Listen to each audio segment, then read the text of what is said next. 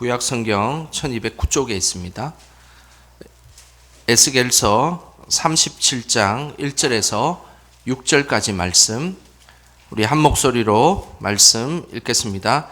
여호와께서 권능으로 내게 임재하시고 그의 영으로 나를 데리고 가서 골짜기 가운데 두셨는데 거기 뼈가 가득하더라.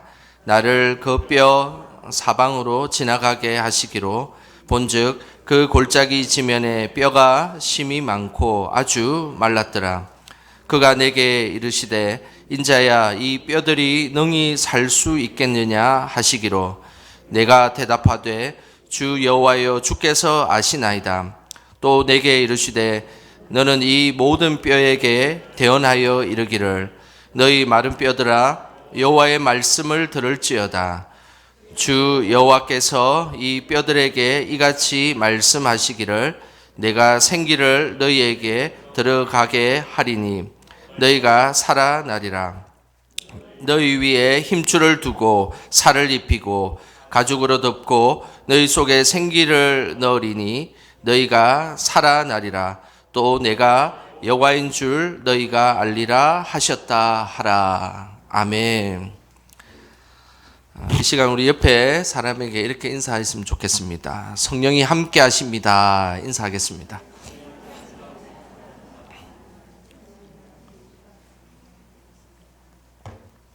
오늘 이 밤에도 성령이 함께하는 복된 시간 되시기를 주님의 이름으로 축복합니다. 우리나라에는 가보고 싶은 곳이 아주 많이 있습니다. 우리 성도님들은 우리나라에 어떤 곳에 가보고 싶으십니까? 아마 각자 한두 군데는 이곳은 한번 가봤으면 좋겠다라고 생각하는 곳이 있으시겠습니다.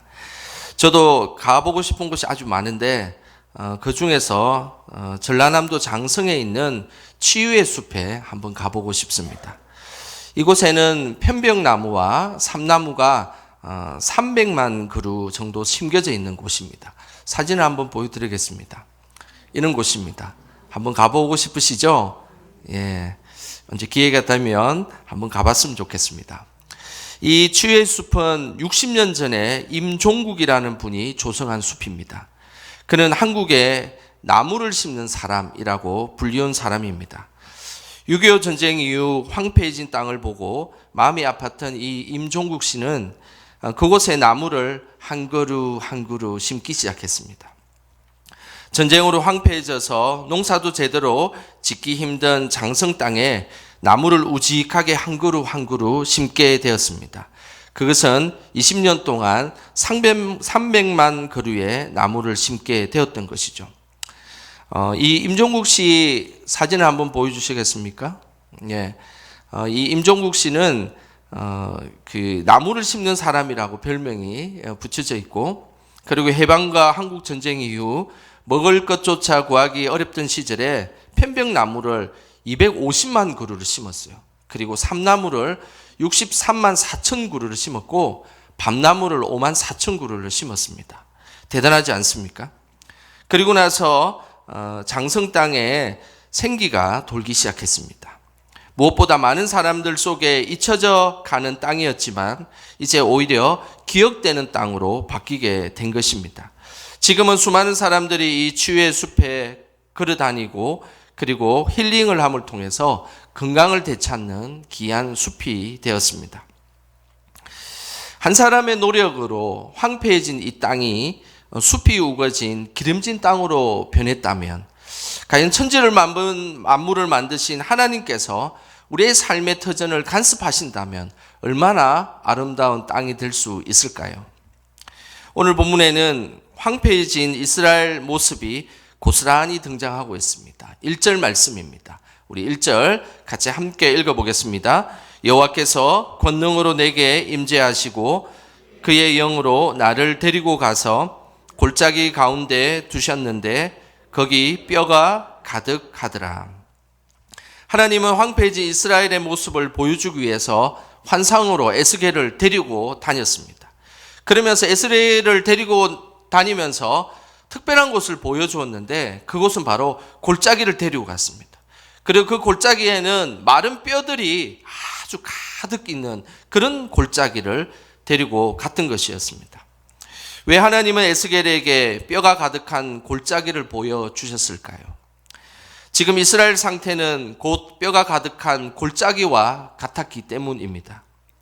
지금 이스라엘 백성들은 바벨론 포로로 잡혀간 상태입니다. 그리고 오늘 말씀을 선포하는 에스겔 역시도 바벨론 포로 중에 한 사람이었습니다. 이들에게는 매우 중요한 것이 하나가 사라졌습니다. 그것은 소망이었습니다. 바벨론이 이스라엘을 점령하자 이스라엘 백성들의 생각에는 더 이상 하나님이 지켜주지 못한다는 생각을 가지게 된 것입니다. 그것은 고대 사람들의 생각이 그와 유사한 생각들을 가지게 했던 것입니다. 고대 시대 사람들은 전쟁의 승리는 곧 자기가 믿는 신의 승리라고 생각했기 때문입니다. 그러니 이스라엘이 지고 바벨론이 승리했으니 당연히 바벨론 신이 이기고 그리고 하나님이 졌다라고 생각한 것입니다. 더군다나 하나님의 임재를 상징했던 예루살렘 성전까지 무너지게 되었으니 더 이상 이스라엘 백성들 속에는 소망이라는 것을 찾아볼 수도 없는 그런 상황에 이르게 되었습니다.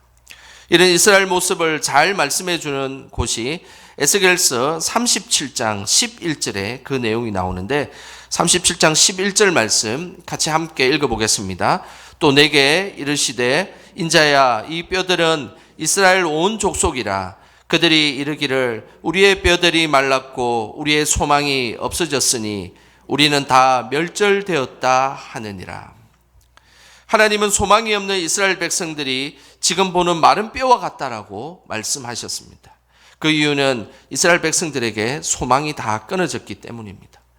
소망이 다 끊어지고 그리고 하나님에 대한 믿음이 끊어지고 그리고 그곳에는 정말로 메말라 있는 뼈처럼 앙상하게 자리 잡고 있는 이스라엘 백성들이 그곳에 있는 듯과 같은 모습이었습니다. 소망과 믿음이 다 끊어졌다는 이 표현은 에스겔서 37장 좀 전에 읽었던 11절에 멸절되었다라는 표현과 동일합니다. 이 멸절되었다라는 이 표현은 1차적으로는 멸망했다는 표현이지만 또 다른 의미는 예배로부터 끊어졌다라는 의미입니다. 이것은 무엇을 의미하겠습니까?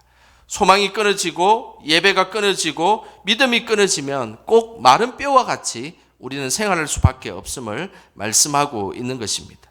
그래서 하나님은 에스겔에게 골짜기에 있는 마른 뼈 환상을 보여주신 것입니다. 믿음의 사람은 항상 하나님께 소망을 두고 살아가는 존재이어야 합니다. 만약 하나님에 대한 소망이 사라졌다면 우리 역시도 마른 뼈와 같은 존재임을 기억하셔야 됩니다. 살아가면서 우리는 소망이 사라질 때가 있습니다. 도저히 헤어날 수 없는 문제에 빠질 때가 있습니다.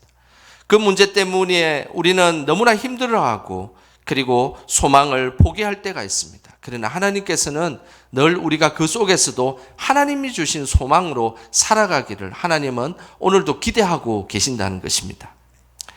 우리의 삶의 문제가 물질의 문제이든 사람의 문제이든 환경의 문제이든 그리고 그 문제 때문에 소망이 사라질지라도 믿음의 사람들은 그 절망 속에서 항상 하나님의 소망을 붙들며 살아가는 것, 이것이 하나님께서 원하시는 믿음의 사람의 모습입니다. 어떤 순간에도 하나님께 소망을 두는 저와 여러분 되시기를 주님의 이름으로 축복합니다. 헬렌 켈러라는 사람이 있습니다. 우리가 너무 잘 아는 사람이죠. 그는 2살이 되지 않았을 때에 보지도 못하고 말도 못하고 듣지도 못하는 삼중 장애를 가지고 있었습니다. 우리는 한 곳만 고장나도 우리 생활이 얼마나 불편합니까? 눈이 불편하면 너무나 불편하고 그리고 듣지를 못할 때도 불편하고 말을 못하면 얼마나 답답하게 살아갈 수 있겠습니까? 그런데 헬렌 켈러는 2살도 되지 못하는 그 순간에 눈도 못 보고 듣지도 못하고 말도 못하는 삼중 장애를 가진 사람이 되었습니다. 하지만 그녀는 대학에 입학하였고 우수한 성적으로 졸업을 하였습니다. 그리고 많은 책을 쓰기도 했습니다. 심지어 노동자와 여성들의 인권을 위해서 사회운동까지 한 사람입니다. 어떻게 이것이 가능할 수 있었을까요? 보지도 못하고 듣지도 못하고 말도 못하는데 어떻게 이것이 가능할 수 있었겠습니까? 이것이 가능하게 된 것은 설리번 선생님의 도움보다 더 큰 힘이 이 헬렌 켈러를 주장하고 있었기 때문입니다. 그것은 바로 하나님께 소망을 둔 믿음이었습니다. 그의 자서전에 헬렌 켈러는 이렇게 고백하고 있습니다. 그 자서전의 고백을 제가 한번 읽어드리겠습니다. 삶에는 많은 장애물이 있습니다. 자신이 가진 몸의 장애뿐 아니라 외부적인 장애도 많습니다. 우리는 이러한 고통 가운데 하나님을 더 의지해야 합니다. 하나님은 모든 고난보다 더 크신 분이기 때문입니다. 우리를 향한 그분의 소망은 우리의 생각보다 큽니다. 소망의 하나님을 바라볼 때 우리는 위대한 사람이 될 수 있습니다. 그녀는 항상 하나님만을 의지했습니다. 그리고 자신의 어려움을 보지 않았습니다. 그래서 그는 늘 하나님을 의지함을 통하여서 하나님께 소망을 둠으로 그는 이 땅에 승리하며 살아갈 수가 있게 된 것입니다. 우리는 답답한 현실 속에 우리는 어떻게 살아가고 있습니까? 때로는 보이지 않는 것에 답답하고, 그리고 들리지 않는 것에 우리는 힘들어하고, 그리고 우리는 수많은 말들을 하면서 그곳에 실수하고 또 다른 후회를 하며 살아가는 우리들의 모습이지 않습니까? 그러나 하나님께서 원하시는 믿음의 삶은 항상 소망의 하나님을 바라보기를 기대하신다는 것입니다. 한 줄기의 그 소망을 바라보는 믿음, 그것이 하나님께서 원하시는 믿음의 모습입니다. 그러면 우리는 어떻게 하면 하나님의 소망을 두는 믿음을 가질 수 있을까요? 오늘 본문의 말씀은 분명하게 두 가지를 우리에게 말씀하고 있습니다. 먼저 4절에 그 내용이 잘 나와 있습니다. 4절 말씀 같이 함께 읽어보겠습니다. 또 내게 이르시되 너는 이 모든 뼈에게 대언하여 이르기를 너희 마른 뼈들아 여호와의 말씀을 들을지어다. 하나님께서 마른 뼈에게 선포하였습니다. 그 선포는 다른 것이 아닙니다. 여호와의 말씀을 들을지어다. 하나님의 말씀을 선포했다는 것입니다. 우리 삶에 하나님께 항상 소망을 두기 위해서는 그곳에 분명 항상 하나님의 말씀이 있어야 된다는 것입니다. 세상의 말들은 잠시 소망을 얻을 수 있습니다. 그리고 잠시 위로를 얻을 수가 있습니다. 하지만 우리의 뼛속 깊은 곳까지 소망을 주지는 못한다는 사실입니다. 하나님의 말씀만이 우리를 참되게 하며 그리고 소망으로 이끌어 주는 것입니다. 하나님의 말씀만이 우리의 뼈의 관절과 골수까지 찌르고 쪼개기까지 할 수 있는 것, 그것은 바로 하나님의 말씀의 능력이 아니고서는 어떤 것도 행할 수가 없습니다. 하나님의 말씀이 바로 우리를 소망의 자리로 인도해 준다는 것입니다. 시편 62편 5절에 보면 그 내용이 잘 나와 있습니다. 우리 화면을 보시면서 시편 62편 5절 말씀 같이 함께 읽겠습니다. 나의 영혼아 잠잠히 하나님만 바라라. 무릇 나의 소망이 그로부터 나오는 도다. 다윗은 잠잠히 하나님만을 바라보았다라고 고백하고 있습니다. 그때 그 하나님만을 잠잠히 바라보았을 때 자신 속에, 자신의 심령 속에서 솟아나오는 것이 있었습니다. 그것은 바로 소망이었습니다. 여기에서 이 잠잠이라는 이 단어는 뚜미아라는 단어를 쓰는데, 이것은 단순히 그냥 잠잠히 있는 상태가 아니라 하나님의 뜻을 말씀 가운데 깊이 묵상할 때 나오는 그런 표현입니다. 이것은 뭘 의미하겠습니까? 나의 영혼아 잠잠히 하나님만 바라라는 것은 하나님의 말씀 가운데 나의 영혼을 잠잠히 그곳에 묵상하고 그곳에 하나님의 말씀을 붙들고 있는 상태를 의미하는 것입니다. 그래서 나의 영혼아 잠잠히 하나님만 바라라. 이것은 나의 영혼이 하나님 앞에서 말씀의 그 깊은 곳에서 하나님의 은혜를 구하는 상태를 말씀하고 있습니다. 다윗은 말씀을 잠잠히 묵상하고 하나님의 뜻이 무엇인지를 묵상할 때 그 속에서 솟아나오는 것이 있었는데 그것은 바로 하나님께서 주시는 소망이었습니다. 저는 우리 성도님들이 늘 말씀 가운데 거하면서 그 말씀의 참 은혜를 깨달으며 그 속에서 우리가 생각할 수 없는 그 소망을 발견하시기를 주님의 이름으로 축복합니다. 하나님은 늘 말씀이 우리를 소망의 자리로 인도함을 말씀하고 있습니다. 우리는 하나님 앞에서 절망 가운데 있을 수 있지만 그러나 하나님의 말씀 가운데 임함으로 늘 소망의 자리에 있으시기를 주님의 이름으로 축복합니다. 두 번째로 하나님께서 소망을 두는 믿음을 가지기 위해서는 5절에 그 내용이 잘 나와 있습니다. 어떻게 하면 하나님께 소망을 두는 믿음을 가질 수 있을까요? 5절입니다. 같이 함께 읽겠습니다. 주 여호와께서 이 뼈들에게 이같이 말씀하시기를 내가 생기를 너희에게 들어가게 하리니 너희가 살아나리라. 하나님께 소망을 두는 믿음은 바로 성령이 함께 할 때 그곳에 소망이 있음을 말씀하고 있습니다. 하나님은 마른 뼈에 대해서 말씀을 선포하였습니다. 그리고 또 한 가지 그곳에 생기를 불어넣었다라고 말씀하고 있습니다. 이 생기는 바로 성령입니다. 호흡이기도 하고 숨이기도 하고 생명이기도 하고 이 모든 것을 주관하시는 성령께서 오늘 마른 뼈와 같은 그곳에 생기를 불어넣자 그곳에 너희가 살아나리라. 다시 그것이 솟음케 되는 놀라운 은혜를 경험하게 되었다라고 말씀하고 있습니다. 성령의 역사는 바로 하나님의 창조의 역사입니다. 창세기 2장 7절에도 동일한 장면이 나옵니다. 여호와 하나님이 땅의 흙으로 사람을 지으시고 생기를 그 코에 불어넣으시니 사람이 생명이 되니라. 흙밖에 되지 않는 아무 움직임도 없는 그런 피조물일지라도 하나님의 성령의 생기를 그곳에 불어넣으면 그곳이 살아있는 영으로 사람으로 된다라고 말씀하고 있는 것입니다. 이것이 성령의 능력입니다.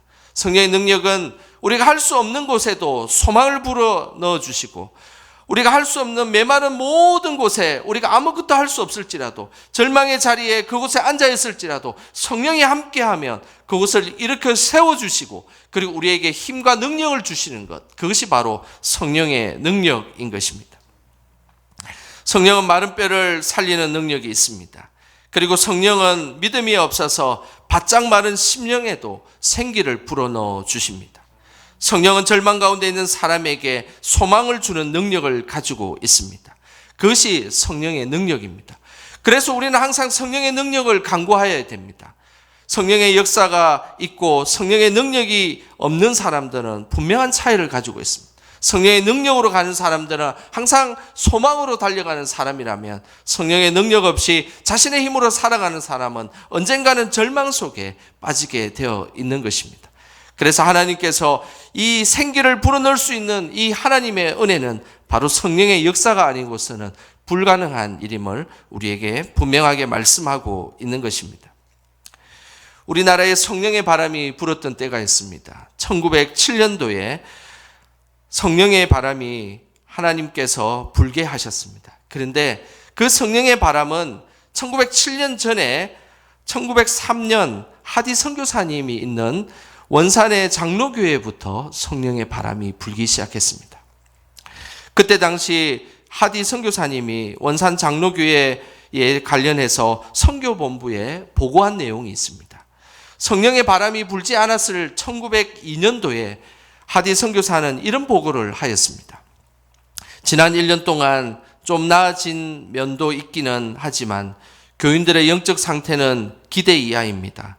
주의를 지키지 않은 이유로 징계를 받은 세례교인과 학습인이 여럿 있습니다. 교인 하나는 오만방자하게 굴어서 출교 처분했습니다. 또 한 명은 부도덕한 행위 때문에 무기한 교회 출석을 금지했습니다. 이것이 성령의 바람이 불기 전에 이 원산 장로교회에 있었던 1902년도에 하디 선교사의 보고입니다. 그런데 1년 뒤에 이곳에 성령의 바람이 불기 시작했습니다. 성령께서 그 원산에 있는 장로교회에 하나님께서 귀한 성령의 바람이 불게 하고 심령 속에 성령이 강타하는 놀라운 역사가 일어나게 되었습니다. 그리고 1903년도에 하디 선교사는 선교본부에 이렇게 보고를 하였습니다. 집회기간 내내 교인들은 앞서 죄를 자백한 사람들의 경우처럼 자기 죄를 공개적으로 자백하였습니다. 자백의 열기가 너무 고조되어 설교를 할 수 없었던 것도 두세 차례나 되었습니다. 설교가 끝나자마자 교인들은 다투어 일어나서 자기 죄를 자백하였습니다. 성경 본문 어디를 읽든 어떤 문장으로 설교를 하든 그것이 그들의 마음을 쪼개놓은 것 같았습니다. 집회가 끝날 점에는 교인 대부분과 상당수 다른 사람들까지도 회개하였습니다. 너무나 큰 차이를 보이지 않습니까? 성령이 함께하는 그 1년 전에 함께하지 않았던 그 1년 전에 원산교회와 성령이 함께했던 그 원산교회는 너무나 판이하게 그 모습이 달랐던 것입니다. 성령은 모든 것을 가능케 합니다. 그리고 성령은 우리 메말라 있던 우리 심령에 하나님의 그 생수의 담비를 쏟아주는 것, 그것이 바로 성령의 역사입니다. 마른 뼈와 같은 우리의 삶을 살아갈지라도 하나님의 말씀으로 소망을 품으시기를 소망합니다. 또한 성령 충만함으로 생기 있는 믿음으로 살아가시기를 축복합니다. 어떤 순간에도 말씀과 성령의 능력으로 하나님께 소망을 품으며 이 땅에 담대히 살아가는 저와 여러분 되시길 주님의 이름으로 축원합니다. 이 시간 우리 함께